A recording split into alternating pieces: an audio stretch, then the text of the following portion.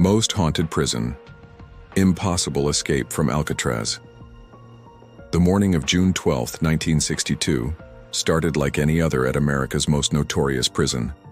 Guards made their rounds, checking each cell on Alcatraz Island.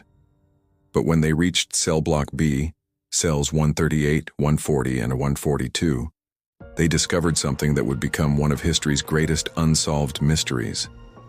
The beds were occupied, but the inmates sleeping there were fake heads made from soap, toilet paper, and real human hair stolen from the prison barbershop. 3 men had vanished into the night. But here's what makes this story truly chilling. They weren't just escaping from any prison, they were escaping from a fortress specifically designed to be inescapable, sitting on an island surrounded by frigid waters and deadly currents that had already claimed countless lives. And some say the ghosts of those who failed still haunt the corridors today. The island that ate prisoners alive. Before we dive into the escape that shocked America, you need to understand what Alcatraz really was. The Native Americans who originally inhabited the San Francisco Bay Area called it the Evil Island. They refused to set foot on it, believing it was cursed by malevolent spirits.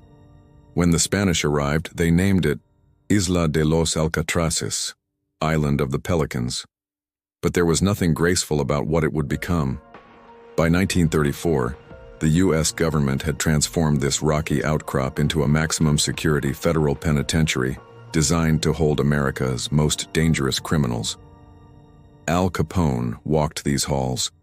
George Machine Gun Kelly spent 17 years here. Robert Stroud, the infamous Birdman of Alcatraz, was locked away in isolation for decades. These weren't just criminals. They were legends of American crime, and Alcatraz was designed to break them. The prison administrators made one thing crystal clear. Alcatraz was escape-proof. The waters surrounding the island maintained a bone-chilling 50-55 degrees Fahrenheit year-round. The currents were so violent that they could pull a full-grown man under in seconds. Sharks patrolled the bay, and even if you somehow survived the swim, you'd still be 1.25 miles from the San Francisco shore.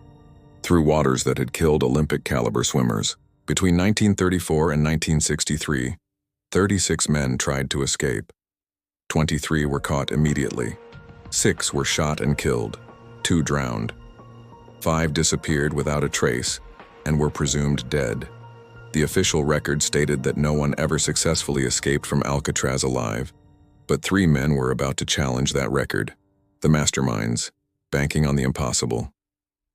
Frank Morris wasn't your average criminal. With an IQ of 133, he was borderline genius, smarter than 98% of the population.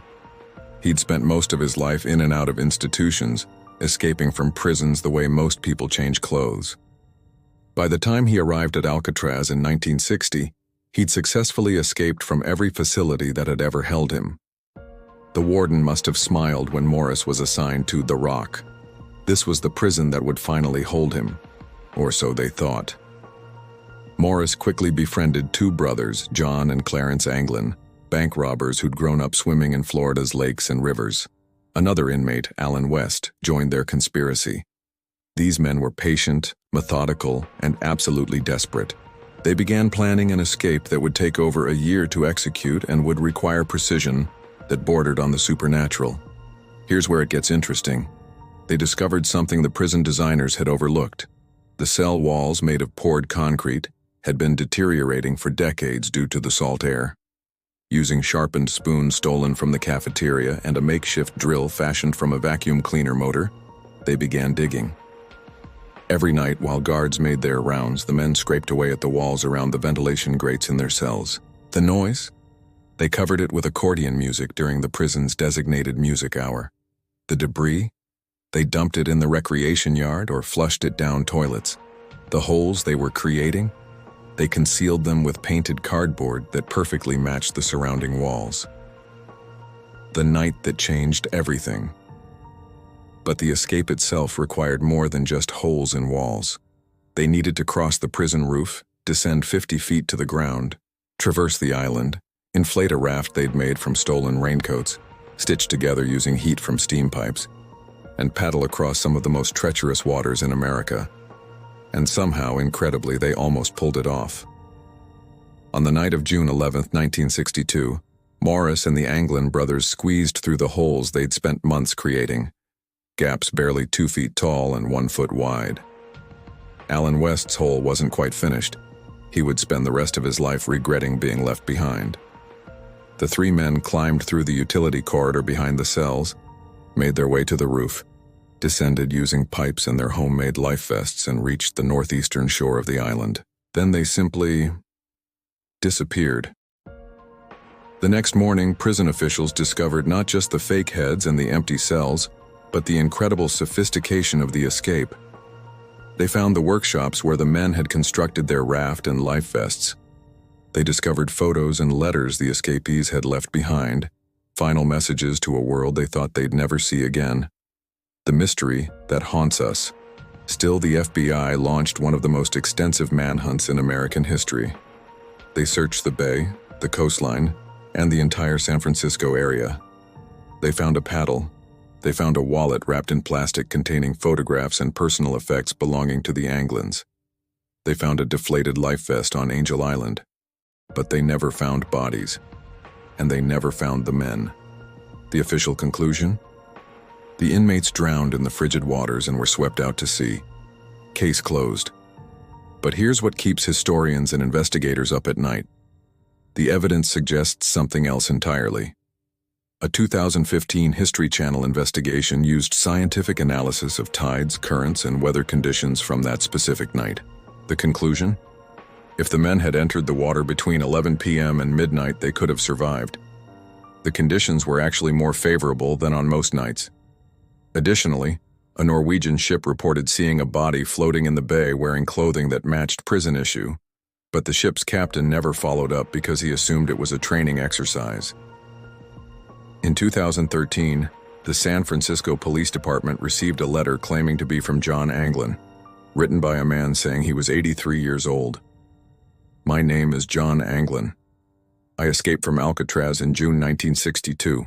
Yes, we all made it that night, but barely. The letter offered to surrender in exchange for medical treatment, but the handwriting analysis was inconclusive. The ghosts of Cell Block D.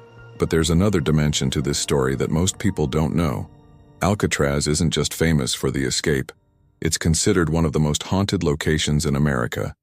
Visitors and park rangers consistently report unexplained phenomena, phantom footsteps echoing through empty corridors, cell doors slamming when no one's there, and the sound of crying from the isolation cells. Cell 14D, where inmates were sent for solitary confinement in complete darkness, is particularly notorious. Prisoners claimed they could hear screams and feel icy hands grabbing them in the pitch-black cell. One inmate was found dead there in the 1940s, strangled, but he'd been alone in a locked cell. Guards heard screaming all night before finding his body. Even today, thermal cameras have detected unexplained cold spots in that exact location.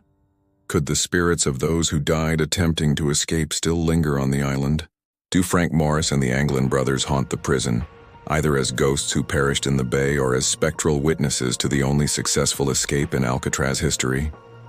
The truth we'll never know.